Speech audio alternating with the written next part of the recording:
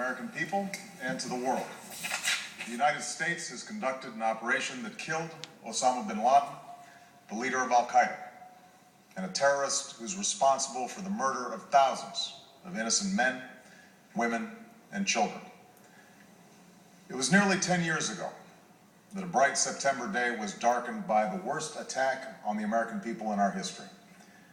The images of 9/11 are seared into our national memory.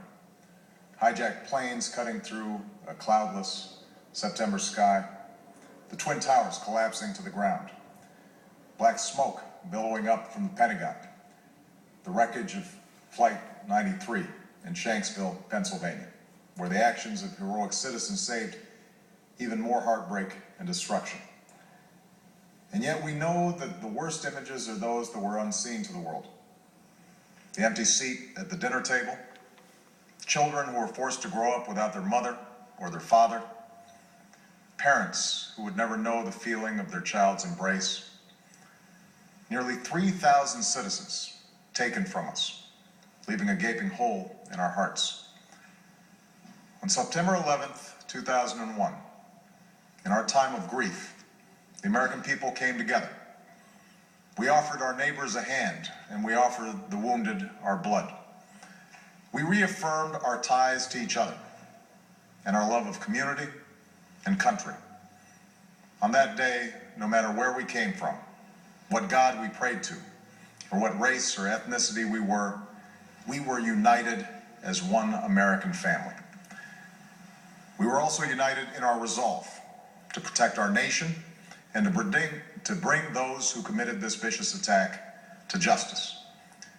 We quickly learned that the 9/11 attacks were carried out by Al-Qaeda, an organization headed by Osama bin Laden, which had openly declared war on the United States and was committed to killing innocents in our country and around the globe. And so we went to war against Al-Qaeda to protect our citizens, our friends, and our allies. Over the last 10 years, thanks to the tireless and heroic work of our military and our counterterrorism professionals, we've made great strides in that effort. We've disrupted terrorist attacks and strengthened our homeland defense. In Afghanistan, we removed the Taliban government, which had given bin Laden and Al-Qaeda safe haven and support. And around the globe, we worked with our friends and allies to capture or kill scores of Al-Qaeda terrorists, including several who were a part of the 9/11 plot. Yet, Osama bin Laden avoided capture and escaped across the Afghan border into Pakistan. Meanwhile, Al-Qaeda continued to operate from along that border and operate through its affiliates across the world. And so shortly after taking office, I directed Leon Panetta, the director of the CIA, to make the killing or capture of bin Laden the top priority of our war against Al-Qaeda, even as we continued our broader efforts to disrupt, dismantle, and defeat his network. Then, last August, after years of painstaking work by our intelligence community, I was briefed on a possible lead to bin Laden. It was far from certain, and it took many months to run this thread to ground.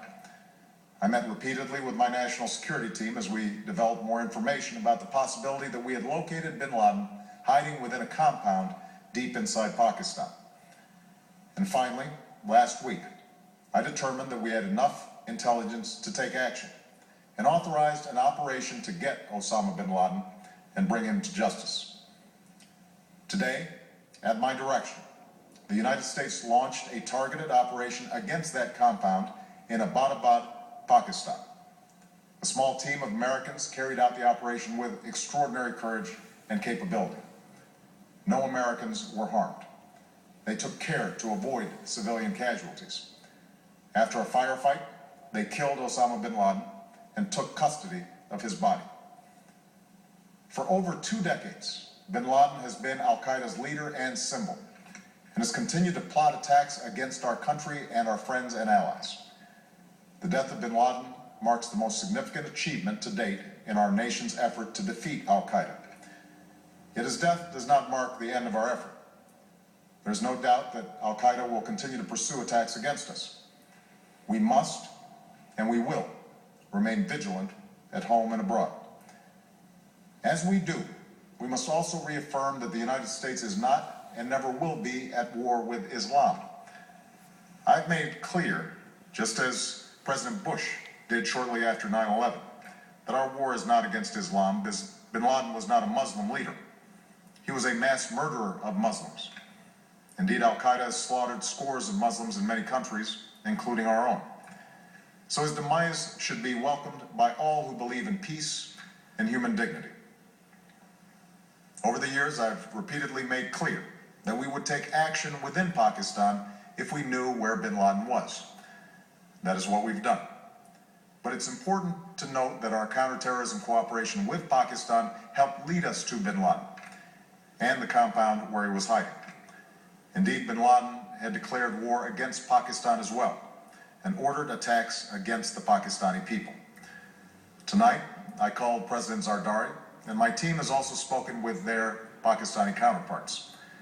They agree that this is a good and historic day for both of our nations. And going forward, it is essential that Pakistan continue to join us in the fight against Al-Qaeda and its affiliates. The American people did not choose this fight. It came to our shores and started with the senseless slaughter of our citizens. After nearly 10 years of service, struggle, and sacrifice, we know well the costs of war. These efforts weigh on me every time I, as Commander-in-Chief, have to sign a letter to a family that has lost a loved one, or look into the eyes of a service member who's been gravely wounded. So Americans understand the costs of war. Yet, as a country, we will never tolerate our security being threatened, nor stand idly by when our people have been killed. We will be relentless in defense of our citizens and our friends and allies. We will be true to the values that make us who we are. And on nights like this one, we can say to those families who have lost loved ones to Al-Qaeda's terror, justice has been done. Tonight, we give thanks to the countless intelligence and counterterrorism professionals who've worked tirelessly to achieve this outcome. The American people do not see their work nor know their names, but tonight they feel the satisfaction of their work and the result of their pursuit of justice. We give thanks for the men who carried out this operation, for they exemplify the professionalism, patriotism, and unparalleled courage of those who serve our country. And they are part of the generation that has borne the heaviest share of the burden since that September day. Finally, let me say to the families who lost loved ones on 9/11 that we have never forgotten your loss, nor wavered in our commitment to see that we do whatever it takes to prevent another attack on our shores. And tonight, let us think back to the sense of unity that prevailed on 9/11. I know that it has at times frayed, yet today's achievement is a testament to the greatness of our country and the determination of the American people. The cause of securing our country is not complete, but tonight we are once again reminded that America can do whatever we set our mind to. That is the story of our history.